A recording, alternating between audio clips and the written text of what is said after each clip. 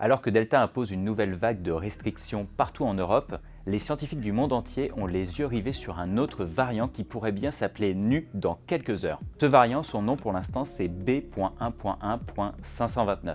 Il a été découvert en Afrique du Sud et si les chercheurs sont inquiets, c'est parce qu'il a beaucoup de mutations. Pour rappel, le coronavirus, comme tous les virus, son génome quand il mute, il va y avoir des petites erreurs dedans. C'est un peu comme si vous aviez un texte qui représentait l'ADN du virus et des fois il y a des petites coquilles, donc juste une lettre qui change. Souvent, ça pose pas de problème, mais parfois cette petite lettre, s'il y en a plusieurs, ça peut changer le sens d'un mot, voire d'une phrase, voire même du texte en entier. C'est ce qui est arrivé justement avec Alpha et puis ensuite Delta, qui est beaucoup plus contaminant et qui résiste un petit peu au vaccin actuel. Ces mutations, il y en a plus d'une trentaine sur la protéine Spike, c'est la fameuse protéine qui se fixe à nos cellules et qui est scrutée de près par les chercheurs. Et dans ces mutations, il y en a plusieurs qu'on connaît parce qu'elles sont présentes sur d'autres variants, par exemple le variant alpha, bêta, gamma ou delta. Il y en a aussi des nouvelles qu'on n'a jamais vues, mais où en théorie ça pourrait être vraiment problématique à la fois pour la transmission, mais aussi pour l'échappement immunitaire, ce qui voudrait dire que possiblement les vaccins seraient encore moins efficaces contre le variant NU. Pour autant, il ne faut pas paniquer pour l'instant.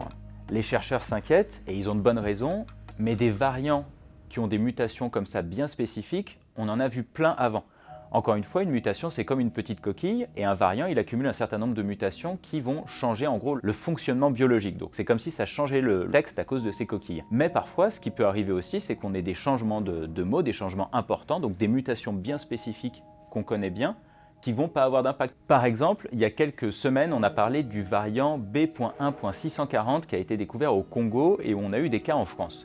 On avait vraiment peur parce qu'il y avait plusieurs mutations bien spécifiques qui pouvaient être problématiques. Sauf qu'aujourd'hui, les cas de ce variant, ils ont presque disparu. Et à l'inverse, tout le monde connaît le variant Delta, mais au départ, il ne faisait pas partie des types de variants surveillés parce que les mutations en question n'étaient pas celles qui faisaient peur aux chercheurs.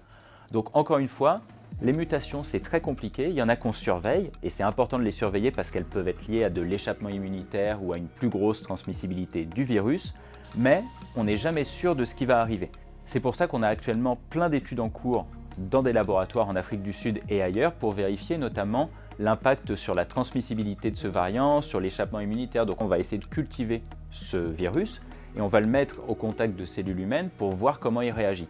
C'est seulement à ce moment-là qu'on pourra avoir une petite idée du problème que pose ce variant NU. Et l'autre chose à surveiller, c'est quel est son impact en termes épidémiologiques, à quel point il se répand dans le monde. Parce que même s'il est plus contaminant que la souche originale, s'il l'est moins que Delta, il n'arrivera pas à s'imposer. Donc c'est pas vraiment un problème. Sauf qu'il y a un petit problème. Si les chercheurs en Afrique du Sud ont alerté aussi vite, c'est parce qu'ils se sont rendus compte que l'épidémie repartait doucement mais sûrement dans le pays, et notamment dans la province principale, le Gauteng. Ils se sont rendus compte en fait que les cas commençaient à réaugmenter, un tout petit peu parce qu'ils viennent de sortir d'une énorme vague hivernale causée par le variant Delta. Mais cette hausse, elle était quand même un peu étrange. Du coup, les chercheurs ont séquencé les génomes récupérés sur les personnes qui étaient positives au coronavirus. Et c'est là qu'ils ont découvert que l'écrasante majorité venait d'un nouveau variant B.1.1.529, le variant NU. En résumé, pour les scientifiques, il y a vraiment des raisons d'être inquiets à propos de ce variant NU. D'abord parce qu'il a un profil de mutation très particulier qui peut vraiment entraîner une hausse de la transmission ou une baisse de l'efficacité des vaccins. Mais ça reste à prouver. Ensuite, on voit qu'il se répand de plus en plus en Afrique du Sud et qu'on commence à découvrir des cas ailleurs, en Israël ou encore à Hong Kong. Pour autant, il est beaucoup trop tôt pour s'alarmer en France. Aujourd'hui, le variant dominant, c'est Delta et il est suffisamment transmissible pour provoquer une 5e vague qu'il faut endiguer.